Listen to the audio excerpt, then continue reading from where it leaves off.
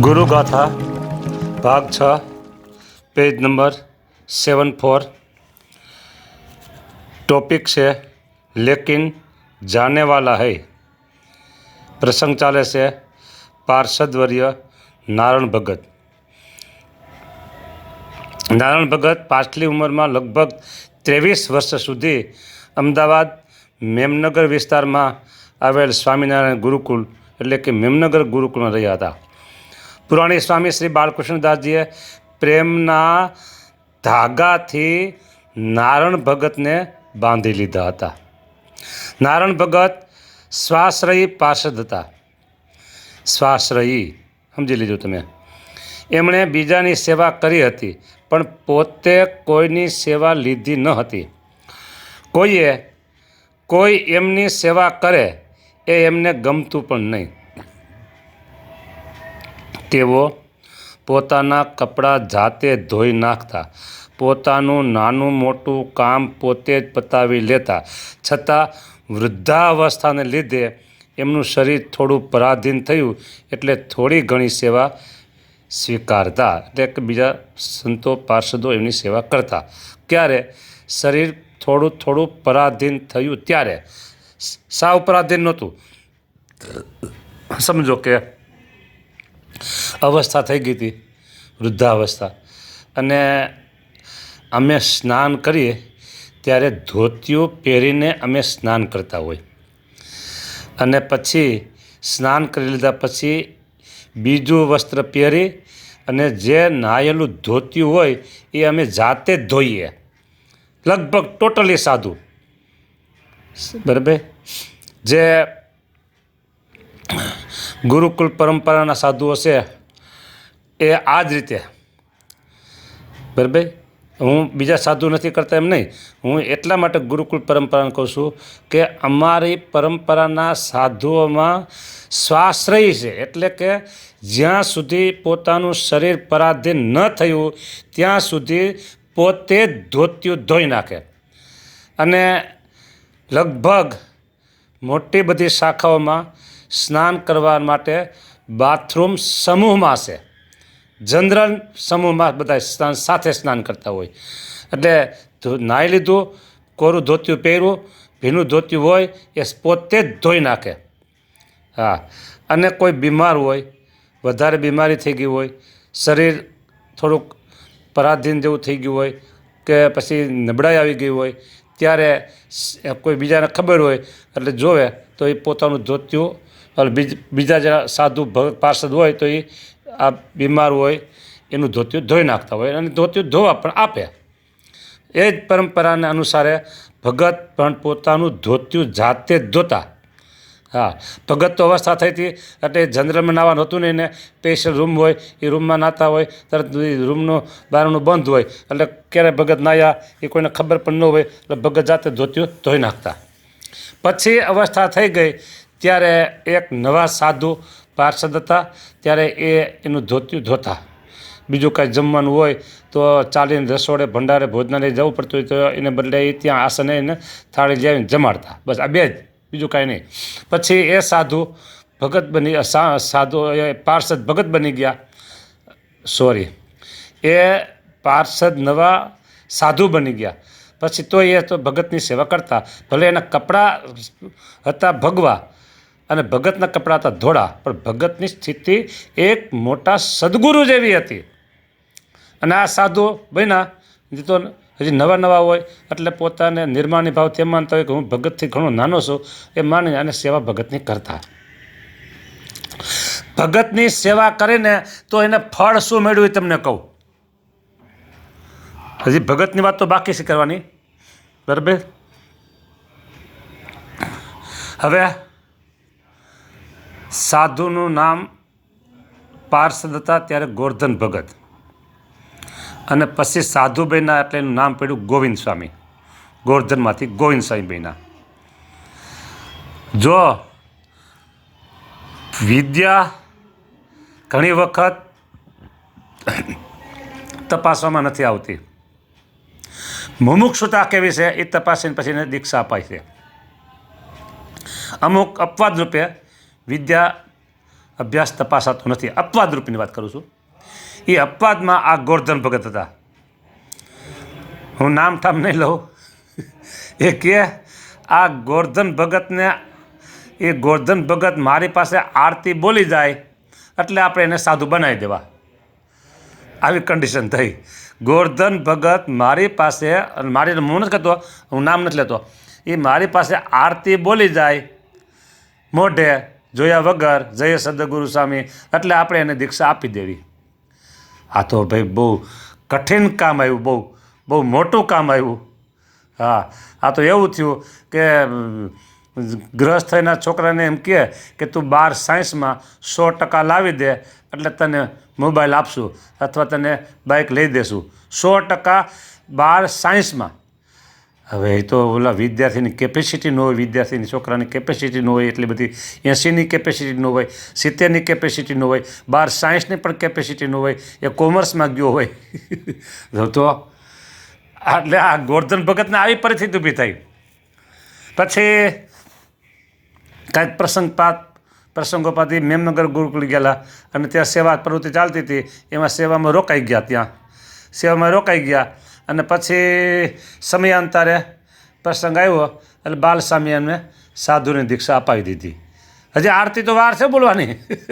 એકલા ભેગા બોલતા હોય છે, મોઢું હલાવતા હોય છે. મારે કહેવાનું એમ છે કે એની મુમુક્ષુતા જોરદાર હતી, પણ હવે નિશાળનું પગથિયું ચડ્યા હતા તો હવે આરતી કેમ બોલી શકે? પણ એ પાર્ષદ હતા, ગોરધન ભગત પાર્ષદ હતા, ત્યારથી એને સેવાનું અંગ જોરદાર. હા, કોકને એકમાં નબળો હોય તો બીજામાં પાકો. જે કોઈ સાયન્સમાં હોશિયાર હોય, બરાબર, અને કોઈ કોમર્સમાં હોશિયાર હોય, અને કોઈ પ્રેક્ટિકલમાં હોશિયાર હોય, બરાબર, તો પ્રેક્ટિકલવાળો આગળ નીકળી જાય. હા, કેના જેવું કહેવાય? તો જે ઠોઠ વિદ્યાર્થી હોય, માન પાસ થતો ધક્કા મારી જાય, એ બિલ્ડર બની જાય. અને પછી ઓલો જે ભણી ગણીને એન્જિનિયર થયો હોય તો એ એનામાં નકશા બનાવવા જાય, બિલ્ડરના મકાનો, બિલ્ડિંગોના. અને ઓલો એને જોઈતો પગાર આપે અને આ ધોમ કમાતો હોય. આ બિલ્ડર છે એ ધોમ કમાતો હોય અને ઓને માપેલો પગાર આપે એ. એટલે આ ગોરધન ભગત નારાયણ ભગતની સેવામાં જોડાઈ ગયો. નારાયણ ભગતને રસોડે થાળી લઈ આવીને જમાડે રૂમે, એના ધોતિયા ધોઈ દે, એને પથારી કરી દે, એને કંઈક દર્શન કરવા જવું હોય તો હાથ ઝાલી દર્શન કરવા લઈ જાય, બરાબર. આવી બધી નાની મોટી સેવા કરે. એ એવી સેવા કરે ભાઈ. પછી સાધુ બની ગયા તો એ એવી સેવા કરે, ઓહો. પૂજારી લોકો ભગવાનની સેવા કરતા હોય ને એવી સેવા આ ગોવિંદ સ્વામી નારાયણ ભગતની સેવા કરતા હોય. હા, એમ કરતાં નારાયણ ભગત તો પછી અવસ્થા થઈ ગઈ હતી પૂરેપૂરી, ભગવાનના ધામમાં સ્પીધાવી ગયા. અને ગોવિંદ સ્વામીને બહુ દુઃખ થયું. બરાબર. પછી તો ધીમે ધીમે દુઃખ વિસરાઈ જાય. પણ કેવું છે એમ, ભાયાત્માનંદ સ્વામીની સેવા બોટાદના શિવલાલ શેઠે કરેલી વાગડ ગામમાં, બરાબર. એ સેવા કરી હતી. અને પછી સ્વામીએ કીધું સેવા માગ, તો કે તમે મને તમારા 13માના દિવસે ધામમાં લઈ જજો. ઓહો, સ્વામી ના, એનો સ્વામી તરત મોટાડો હાથ દઈ દીધો. સિવાય એને બીજું માગ, સિવાય બીજું માગ કે ના સ્વામી એ જ તમે આપો મને, બસ તમારા 13માના દિવસે મને તમે ધામમાં લઈ જાઓ, મહારાજ સાથે આવી મને ધામમાં લઈ જાઓ, મહારાજ લઈને તમે આવો કે. 1 ના 2 ન થયા, છેલ્લે અંતે સ્વામી હા પાડી. અને પછી એ ભાયાત્માનંદ સ્વામી મહારાજને લઈ અને શિવલાલ શેઠને પોતાના 13માના દિવસે ધામમાં લઈ ગયા. આના જેવું તો ન કહેવાય, પણ આવું કહી શકાય ખરું કે નારાયણ ભગત ધામમાં ગયા ત્યાર પછી થોડાક વર્ષમાં, એટલે 3 કે 4 કે 5 વર્ષ, સમજી ને, વધારે નહીં, એટલા વર્ષમાં આ ગોવિંદ સ્વામી એની સેવા જે શરીર હતી બીજા દાદ માગી લેવો. આ કોઠાહુદ અને બળથી જે સેવા કરતા, કોઈ ન પહોંચી શકે ને એ તાકાતથી એ બધી સેવા એવી કરતા હો. યુવક મંડળ પણ એની સેવા જોઈ, મોટા સમય ઓછો થતા હોય ત્યારે આ બધી બળની કળની સેવા હોય ને તે રાતની આમ જાગતા હોય ગોવિંદ સ્વામી, બરાબર. અને સેવામાં કોઈને પહોંચી શકે નહીં. હા, એ ખાવું ક્યારે, હું ક્યારે, એ કાંઈ ગણતરી હતી નહીં, બસ સેવા જ. અને યુવકો બધા હતા, યુવાનો બધા, એ પણ એની સેવાની આમ કદર કરતા.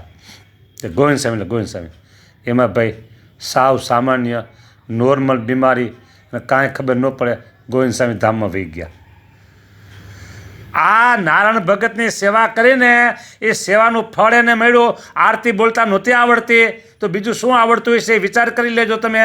પણ સેવા કરી હતી પાર્ષદ નારાયણ ભગતની તો એને સેવાનું ફળ મળ્યું અને સેવાના ફળમાં એને અક્ષરધામમાં સ્વામિનારાયણ ભગવાનની મૂર્તિનું સુખ એને મળી ગયું. બોલો, હા કેવું છે એમ કે ભગત છે ને કેવા હતા, કોઈની સેવા લેતા નહોતા, છેલ્લે આ સેવા લીધી અને પછી સેવાનું ફળ પણ સ્વામિનારાયણ ભગવાને એ ગોવિંદ સ્વામીને આપી દીધું. જોરદાર વાત છે ને.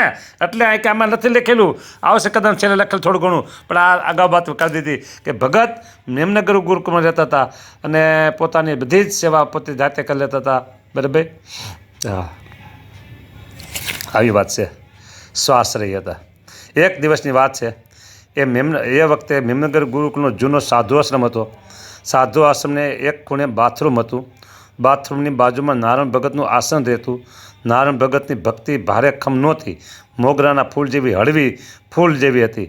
એમની બોલવાની રીત એવી કે સાંભળનારા પણ ખડખડાટ હસી પડે. ક્યારેક તો હસતા હસતા પોતે ગોટો વળી જાય અને આપણને પણ ગોટો વાળી દે. એકવાર એક રમૂજ પ્રસંગ બન્યો. ભગતજી દરરોજ વહેલી સવારે જાગી જતા. ક્યારેક રાત્રે પેશાબ પાણી કરવા માટે બાથરૂમમાં જતા. બાથરૂમમાંથી બહાર આવે ત્યારે લશ્કરનો સૈનિક કવાયત કરતી વખતે એક દો વિશ્રામ, એક દો વિશ્રામ બોલીને પગ પછાડે. એમ ભગત જમીન ઉપર જોરથી પગ પછાડે અને બોલે લેકિન જાને વાલા હૈ, પછી થોડું હસે અને પાછા સૂઈ જાય. આવું વારંવાર થાય ત્યારે સંતોમાં કૌતુક પેદા થયું કે આ લેકિન જાનેવાલા હે શું ખેલ છે. એક દિવસ બપોરે ઠાકોરજી જમાડ્યા પછી સાધુ આશ્રમમાં વચનામૃતની કથા વંચાતી હતી. નારાયણ ભગત કથાના પ્યાસી હતા. એમના કાનમાં થોડી બહેરાશ હતી એટલે સાંભળવા માટે મશીન ચડાવ્યું હતું. એક હાથમાં માળા હતી, બીજો હાથ કાન પાસે રાખી એકાગ્રચિત્તે કથા સાંભળી રહ્યા હતા. કથા પૂરી થઈ એટલે દરેક શ્રોતા વચનામૃતની કથાના શ્રવણ પછી યાદ રાખેલા વાક્યો બોલવા લાગ્યા. શામજી ભગતને કહ્યું, બોલો ભગત, કથામાં શું આવ્યું? ભગત એમની રમૂજી શૈલીમાં બોલવા લાગ્યા, મને યાદ ન રહીએ, હું મૂરખ છું, સત્સંગના રોટલા બગાડું છું. ભગત બોલે એટલે સંતોને ખિલખિલાટ હસવાનું થાય. શામજી ભગતે પૂછ્યું, એ તો ઠીક, રાત્રે બાથરૂમમાંથી બહાર આવી પગ પછાડીને બોલો છો લેકિન જાનેવાલા હે, આ શું ખેલ છે? શામજી ભગતનો પ્રશ્ન સાંભળી નારાયણ ભગત એમની આગવી બાળ સહજ શૈલીમાં હસી પડ્યા અને ક્યાંય સુધી હસતા જ રહ્યા. ભગતની હસવાની રીત ઉજ્જયી પ્રાણાયામ જેવી હતી. હસતા હસતા ભગતે વાત ટાળવા પ્રયાસ કર્યો, એ તો મારા મૂરખ વેળા છે, એમાં કાંઈ માલ નથી. બધાએ આગ્રહ કર્યો, આ રાત્રિની લીલાનું રહસ્ય તમારે ખોલવું જ પડશે. આખરે ભગત બોલ્યા, રાજકોટ ગુરુકુલના સાવ પ્રારંભના દિવસો હતા. ભારતમાં જય હિન્દ થઈ રહ્યું હતું, આઝાદીની લડાઈ ચાલતી હતી. જવાહરલાલ નહેરુ રાજકોટ આવ્યા હતા. રેસકોર્સના મેદાનમાં મોટી મેદની ઉમટી હતી. મારા મનમાં પણ જવાહરલાલને જોવાનું કૌતુક હતું એટલે હું પણ એમનું પ્રવચન સાંભળવા ગયો હતો. જવાહરલાલ સભામાં આવ્યા ત્યારે પોલીસો અને લશ્કરના જવાનોએ એક દો એમ બોલી પગ પછાડી નહેરુને સલામી આપતા હતા. આ દ્રશ્ય મને યાદ રહી ગયું. આ પ્રસંગે જવાહરલાલે પોતાના ભાષણમાં કીધેલું, અંગ્રેજોને ભારત को गुलाम बनाया है, अंग्रेज सत्ता बलवान है, उनके राज में सूर्यास्त नहीं होता, लेकिन अब भारत आज़ाद होने वाला है, अब अंग्रेज जाने वाला है, अंग्रेज जाने वाला है. જવાહરલાલનું આ વાક્ય મારા દિલમાં ચોંટી ગયું, લેકિન જાને વાલા હૈ. सूर्यास्त नहीं होता, लेकिन अब भारत आज़ाद होने वाला है, अब अंग्रेज जाने वाला है. જવાહરલાલનું આ વાક્ય ચોંટી ગયું. શામજી ભગતે પૂછ્યું, પણ એને અને તમારે શું લેવા દેવા? નારાયણ ભગત હસતા હસતા બોલ્યા, આ હૃદયમાં નાના મોટા કામ, ક્રોધ, લોભ વગેરે દોષો અંગ્રેજ જેવા છે. સારા માઠા સંકલ્પો દ્વારા જીવને ભારે પીડે છે. આ દોષ જલ્દી જાય તેવા નથી. એટલે હું સ્વામિનારાયણ બોલી એને પડકારું છું અને કહું છું, લેકિન જાને વાલા હૈ, શ્રીજી મહારાજ અને સંતોના પ્રતાપથી આ બધા દોષોને મારા હૃદયથી જવું જ પડશે. ભગતની ગજબની વાતો. ઓહો હો, ક્યાં કાંટો પીગો, વાહ રે વાહ. માપસર છે. હા, ક્યાંયની વાત ક્યાંય મેળવાતી જોઈને શામજી ભગત તથા સંતો ખડખડા રસી પડ્યા. ખરેખર અંગ્રેજો સામે જેમ ગાંધીજીની અહિંસક ક્રાંતિની જીત થઈ હતી, એ જ રીતે નારાયણ ભગત પણ દોષો સામેની લડાઈમાં જીતી ગયા હતા. એમનું અંતર વાદળા વિનાના આકાશ જેવું નિર્મળ અર્થાત નિર્વાસનિક બન્યું હતું. વાહ રે વાહ પ્રભુ વાહ, કેવી સરસ બધાની વાતો છે હરિભક્તો. આ રમૂજ જ્ઞાન સાથે ગમત અને રમૂજ જેવી વાતો સાંભળી તમારું જીવન તમને મનાય તો માનજો, ન મનાય તો હું તમને પરાણે મનાવીશ. તમે બહુ ભાગ્યશાળી છો, બહુ ભાગ્યશાળી છો, બહુ ભાગ્યશાળી છો. તમારું જીવન, તમારું હૃદય પણ પવિત્ર બની ગયું છે, બની ગયું છે, બની ગયું છે. તમે ખરેખર અક્ષરધામને લાયક એવા મુક્ત જ બની ગયા છો. આવી કથા સાંભળવા મળે કોને? એ મળે તમને. એટલે તમારા બહુ મોટા સદભાગ્ય છે. કથાનું રસપાન હર દિન પ્રતિદિન કરતા રહેજો. જય સ્વામિનારાયણ.